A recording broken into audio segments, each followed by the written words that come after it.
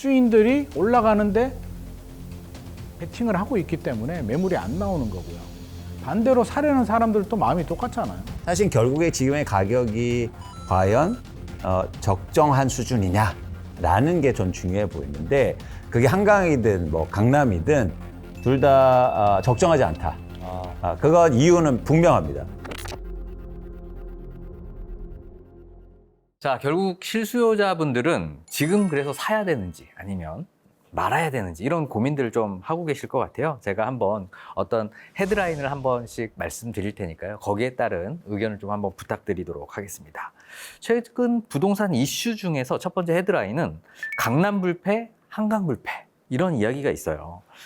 뭐 강남 프리미엄을 넘어서는 한강변의 프리미엄, 한강벨트들이 굉장히 주목받고 있는 상황인데 강남을 사야 되는 건가요? 좀 여유가 있다면 한강변을 사야 되는 건가요? 어떤 의견을 주시겠어요? 사실 둘의 크게 차이가 없잖아요. 그렇기 때문에 뭐 강남과 한강을 굳이 구별할 필요가 있을까라는 생각을 갖고 있는데, 중요한 건 뭐냐면 이제 가격의 정도죠. 그러니까 너무나 살기 좋은 곳은 맞는데, 그리고 한강도 보이고, 근데 예전에 있잖아요. 그 한강벨트에 가격이 막 떨어질 때도 분명히 있었습니다. 그럴 때 뭐냐면 한강벨트 아파트들을 보고 사람들이 뭐라고 했냐면, 야, 한강 오래 보면 우울증 생겨. 이랬다. 그러니까 사람들의 마음이 조변석처럼 바뀌거든요. 그러니까 그 말씀을 드리는 게 뭐냐면, 사실 결국에 지금의 가격이 과연 적정한 수준이냐라는 게 전 중요해 보이는데, 그게 한강이든 뭐 강남이든 둘 다 적정하지 않다. 그거 이유는 분명합니다.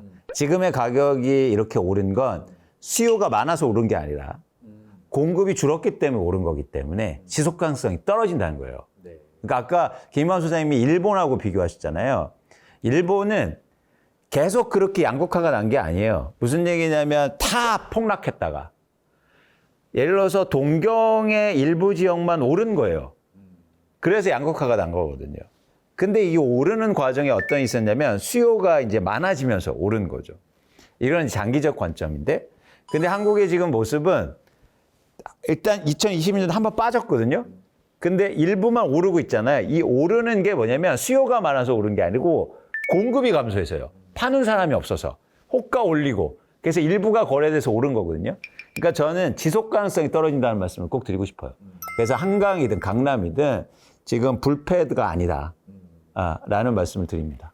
불패는 아닐 수도 있죠. 뭐 구간에 따라서 불확실성이 증가하면 떨어질 수도 있는데, 저는 강남 불패보다는 한강 불패가 오히려 맞지 않나 싶습니다. 강남이라고 한다면 이제 강남 서초구를 얘기하는데, 강남구도 뭐 내곡동이나 세곡동 같은 경우는 사실상 우리가 일반적으로 알고 있는 강남으로 인정받지 못하잖아요. 아파트도 나홀로 아파트들도 있는데, 지금은 진짜 좋은 거, 똘똘한 거거든요. 이게 한강벨트라는 의미가 한강 뷰가 뭐 다 나온다는 의미가 아니라 한강변에 위치하고 있는 용산, 강남, 서초, 송파, 강동, 뭐 마포, 성동을 포함해서 거기서 좋은 아파트를 의미하거든요. 그래서 저는 이제 더 구체화됐다. 강남이라고 다 올라가는 건 아니고 그 인기 지역들에서 좋은 랜드마크 아파트들 위주로 수요들이 쏠림 현상이 생기기 때문에 이게 한강 불패라는 게 지금 당분간 상당히 오래될 가능성이 높고, 자꾸 이게 뭐 공급이 뭐 자꾸 얘기를 하는데 이게 심리거든요, 아파트는. 근데 집주인들이 올라가는데 베팅을 하고 있기 때문에 매물이 안 나오는 거고요. 반대로 사려는 사람들도 마음이 똑같잖아요. 이 한강 벨트는 올라간다는데 베팅을 하고 있기 때문에 돈 있는 사람들이 뭐 폭발적으로 많지는 않으니 살 사람들은 사는 겁니다. 그래서 이 그들만의 리그는 저는 당분간 강세다. 올라갈 수밖에 없다고 생각합니다.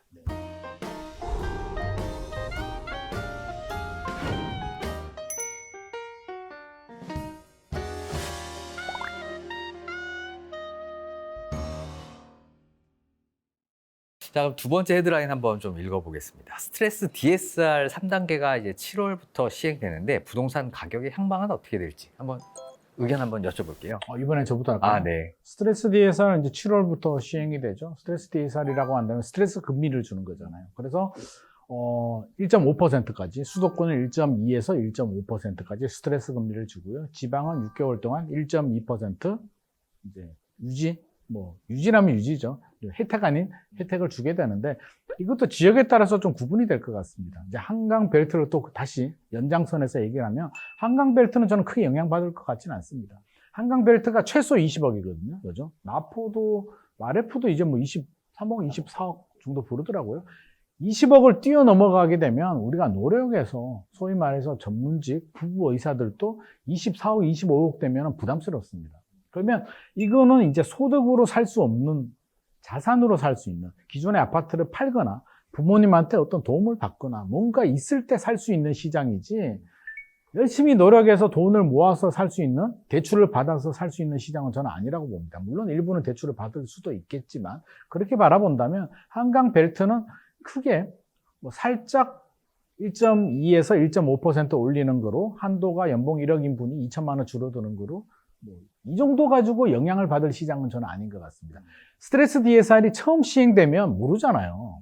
모르니까 어떻게 해야 되지?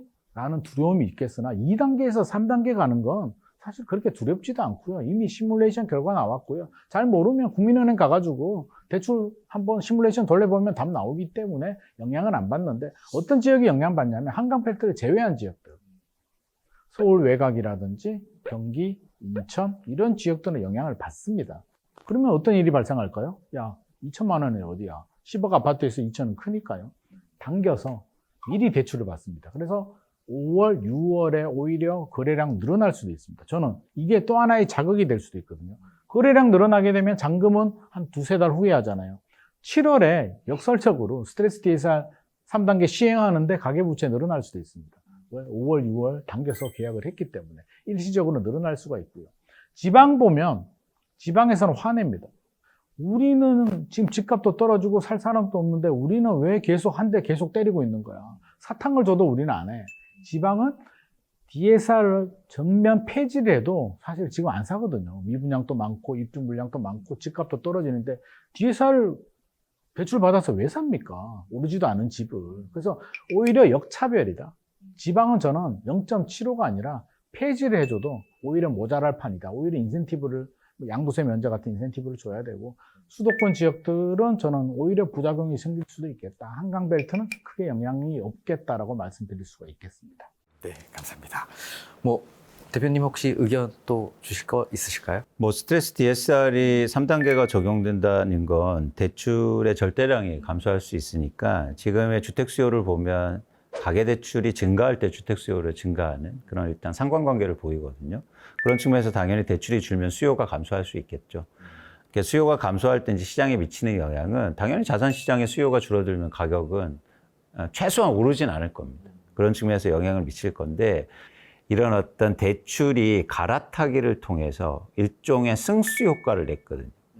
예, 그러니까 예를 들어서 내가 노원구의 아파트 팔아서 결국에는 갈아타기 하고 또 거기를 갈아타기 해서 누군가 강남까지 가는 일종의 도미노 대출 현상을 보였단 말이죠. 그런데 이게 원천적으로 DSR이 처음에 총량을 줄이는 거잖아요. 그렇게 되면 갈아타기 수요도 줄이게 되겠죠. 왜냐하면 내가 잘 안 팔립니다. 그러면 갈아타기를 못 할 거 아니에요. 그래서 당연히 이런 것들은 이제 한강변에 한강벨트, 뭐 강남 이런 아파트의 가격도 영향을 미칠 수 있다. 이렇게 판단합니다.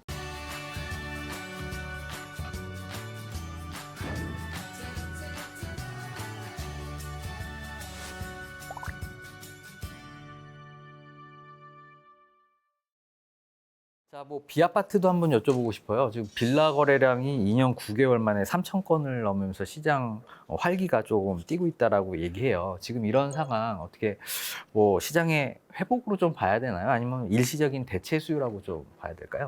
이거 회복으로 볼 수는 없습니다. 회복으로 볼 수는 없는데 왜 빌라를 사냐면 전세 사기 때문에 일단 전세는 못 들어가요. 못 들어가게 되면 월세로 가거나 아파트 시장으로 가거나 아니면 빌라를 매매를 하거나 선택지가 이제 이 세 가지인데 월세로 가라 그러면 사실 빌라에 거주하시는 분들이 이제 사회 초년생들이 좀 많이 있는데 전세가 유리한데 불안해. 내가 아무리 뭘 찾아보고 해도 모르겠어. 그럼 아파트로 가려고 하니까 아파트 전세는 또 너무 비싸. 그러면 선택지는 그냥 빌라 매매합니다. 그래서 안전하게 그냥 빌라라도 사자. 아파트 어차피 못 사는 거. 그래서 빌라 거래가 늘어나는데 이거는 빌라가 좋아서 투자 가치가 있어서 사는 게 아니라 저는 덩 떠밀려서 산다. 선택지가 없기 때문에 굉장히 안타까운 현상으로 보고 있습니다. 아, 네. 자, 어떻게 뭐 빌라 시장 좀 회복이 좀 가능할까요? 그러니까 저는 빌라가 거래량이 증가하고 있는 이유는 자연스럽게 보거든요. 그 이유는 가격이 하락했기 때문이에요. 그러니까 부동산은 사용 가치가 있기 때문에 가격이 떨어지면 수요가 들어오게 돼 있습니다. 그러니까 주식하고 좀 다르죠. 주식은 사용 가치가 없죠. 그래서 한번 떨어지면요, 계속 떨어질 수 있거든요. 근데 부동산은 그래서 떨어지는 게 어쩌면 시장 변화의 또 시작입니다. 그래서 빌라 가격이 많이 떨어져서 수요가 조금 시간은 걸렸지만 다시 들어오고 있다. 근데 이렇게 수요가 들어오면서 이루어지는 시장 변화는 추세적일 가능성이 높아요. 그래서 이런 빌라 시장의 거래량이 증가하고, 물론 크게 막 아파트처럼 그렇게 단기적으로 변화가 일어나지는 않겠지만 추세적인 변화 현상, 그러면서 이제 가격도 오르게 될 거고, 그렇게 전망하고 있습니다. 어쨌든 수요가 만들어지는 시장은 추세적이라는 거죠. 네. 그러니까 빌라의 어떤 상승이 조금 지속될 가능성도 있다. 이렇게 그렇습니다. 이해하면 될까요?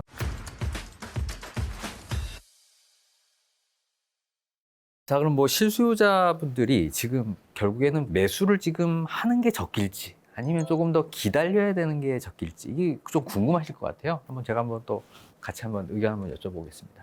실수요자들의 조건이라고 한다면 일단 자금이 있어야 되겠죠. 뭐 영끌은 저는 어떤 경우라도 반대합니다. 뭐 최근에 지분형 모기지 나왔는데 뭐 그거는 뭐 예외로 정부 기관이 투자해 준다고 하니까 또 소액으로 투자할 수 있으니 예외로 하고, 기본적으로 좋은 건가요? 저는 지분형 모기지는 저는 좋다고 생각합니다. 그냥 선택지가 하나 늘어나는 거기 때문에 그게 모든 주택시장의 트렌드를 바꿀 수는 없어요. 그 정도 물량이 나오지도 않고 예산도 부족하고 또 선호하지 않는 분들도 있습니다. 왜 정부하고 내가 수익을 나눠야지 싫어 라고 하시는 분들도 있는데, 나눠도 좋아. 내 돈이 적게 들어가면 나는 사용료 2% 내는 거 괜찮아 하시는 분들도 있기 때문에 또 하나의 선택지로는 저는 좋은 방법이라고 생각이 되고요. 좀 많이 좀 해줘서 선택지를 넓혀주는 거는 좋다고 생각합니다.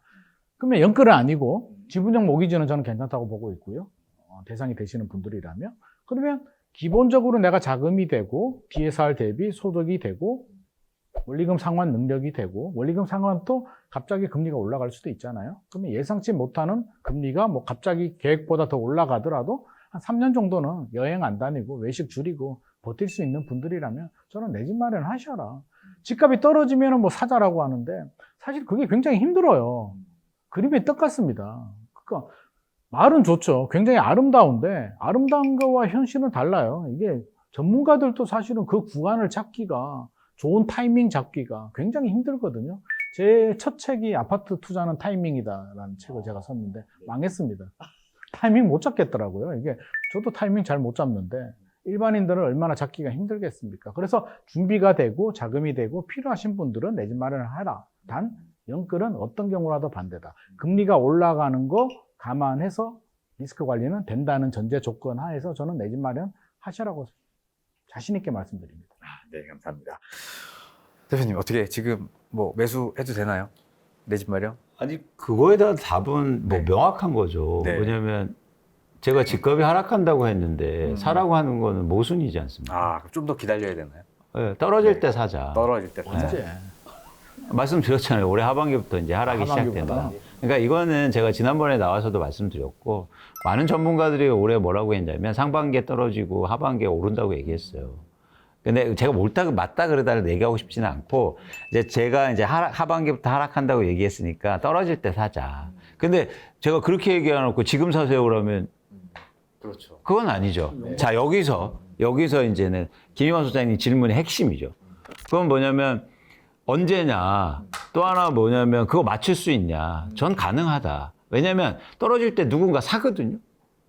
살 거 아니에요. 네. 예를 들어서 2년 전에도 그렇게 집값이 크게 떨어질 때 누군가 샀단 말이죠. 그러면은 그런 노력은 할 필요가 있다. 예, 그래서 그런 노력 차원에서 나 귀찮아. 나 돈 많아서 제가 그런 분들한테 뭐라고 하고 싶지는 않고, 변동성이 큰 구간이니까 여러분들이 그런 관점에서는 의사결정을 잘 하실 필요가 있다. 그래서 무리하게 지금 사실 필요는 없지 않을까 저는 판단합니다. 근데 여러분의 책임이요. 결정하시라고요. 그러니까 내가 스스로 전망하세요. 그러니까 오늘도 그래서 굉장히 좋은 자리라는 거죠. 왜냐하면 저희가 이렇게 토론하는 걸 들으면서 여러분의 생각을 갖는 게 중요합니다. 그렇죠? 근데 예를 들어서 반대로 집값 떨어지면 막 김인만 부장님 욕하실 거예요? 아니면 반대로 집값 오르면 저 욕하실 거예요? 저희는 책임이 없어요. 책임은 여러분들의 몫이죠. 근데 대신요. 네. 다양한 관점을 들으시면서 여러분들의 생각을 하시는 게 좋다. 그래서 오늘 자리가 저는 굉장히 좋다고 보고 있습니다. 네. 그러니까 가장 위험한 시장은 일방적인 의견들이 시장에 넘쳐날 때예요. 예. 그건 맞습니다. 근데 지금은 상당히 일방적인 측면이 많죠. 예를 들어서 부동산 전문가들이라고 인터뷰를 50명이 하잖아요. 그러면 49명이 다 오른대요. 네. 예, 그렇잖아요. 올라갈 가능성이 높으니까 오른다고 하지. 원래부터 계속 그랬습니다. 계속 그래요? 계속 그러죠. 그러니까 변화가 없어요. 10년 전이나 20년 전이나 계속 오른대요. 그런데 그럴 수 있죠. 그런데 그런 어떤 일방적인 의견 속에서는 여러분들의 의견을 가질 수는 없다. 그래서 오늘 이 시간이 좀 도움이 되셨으면 좋겠다는 생각을 합니다. 그럼 마지막으로 좀 한 말씀 또 좀 질문 드리고 싶은 게, 그럼 이제 과연 어떤 걸 살지, 어떤 입지를 살지, 예를 들어서 뭐 우리가 재건축 재개발을 살지, 혹은 뭐 GTX 같은 교통 호재가 있는 걸 살지, 아니면 실질적인 진짜 입지가 좋은 거를 살지, 어떻게 좀 사야 되는지 마지막 한번 좋은 말씀 한번 부탁드릴게요. 저는 실수요자라면은요, 우선순위를 좀 정하라고 얘기를 합니다. 가끔씩 그렇게 말씀하시는 분들이 있습니다. 선생님, 저는요, 한강변에 브랜드 아파트면 좋겠고요. 아니면 재건축이 되면 좋겠고요. 역세권에 학교 초품하면 더 좋겠고요. 편의시설도 있으면 더 좋겠네요. 한 30억 들고 오십시오. 안 됩니다. 쉽지 않습니다. 그러면 우선순위가 뭐냐? 나의 상황에 따라서 역세권이 중요한지, 뭐 재건축이 중요한지, 신축이 중요한지, 집값이 올라가는데 뭐 좀 더 다른 요소들이 필요한지, 주거 인프라가 필요한지, 학원이 필요한지, 뭐 교통, 자동차 도로가 필요한지, 세대 수가 필요한지 우선순위를 정하고 3개 정도 가장 중요한 요소가 있다면 거기에 맞춰서 내 돈에 맞춰서 필요한 집을 사는 거지, 완벽한 건 저는 살 수 없다고 생각합니다. 그래서 돈 많은 사람들은 우리 지금 그 얘기 하는 거 아니잖아요. 현금 뭐 100억, 50억 있는 사람은 알아서 하시고, 자금력이 절대적으로 부족하기 때문에 너무 많은 걸 잡으려다가 타이밍 놓치는 분들을 제가 많이 봤습니다. 그래서 우선순위 정하고 포기할 거 포기하고 어느 정도 한 80% 만족하는 내 집을 찾는 게 저는 좋은 방법이 아닐까 생각을 합니다. 네, 감사합니다. 김현 소장님 기준으로 내 집을 찾으세요. 그래서 10개를 찾으세요. 그 10개 중에서 가장 많이 빠진 걸 사세요. 네, 그럼 됩니다. 네. 그럼 성공하실 거예요. 네. 그래도 마지막은 또 이렇게 훈훈하게 이렇게 항상 마무리를 정리를 아름답게. 해주시는군요. 참고로 저희 친하다는 거. 네네. 일부에서는 안 친하신 줄 알았어요. 네. 하여간 오늘 뭐 바쁘신데도 불구하고 이렇게 소중한 시간 내주셔서 감사드리고요. 자, 오늘은 대한민국 국내 대표 부동산 전문가 2분을 모시고 2025년 대선 이후의 부동산 시장 전망과 내 집 마련 전략에 대해서 알아보는 시간 가졌습니다. 오늘 영상이 좋으셨다면 구독, 좋아요, 알림 부탁드리고요. 다음에도 더욱 유익한 영상으로 찾아뵙도록 하겠습니다. 감사합니다. 고맙습니다.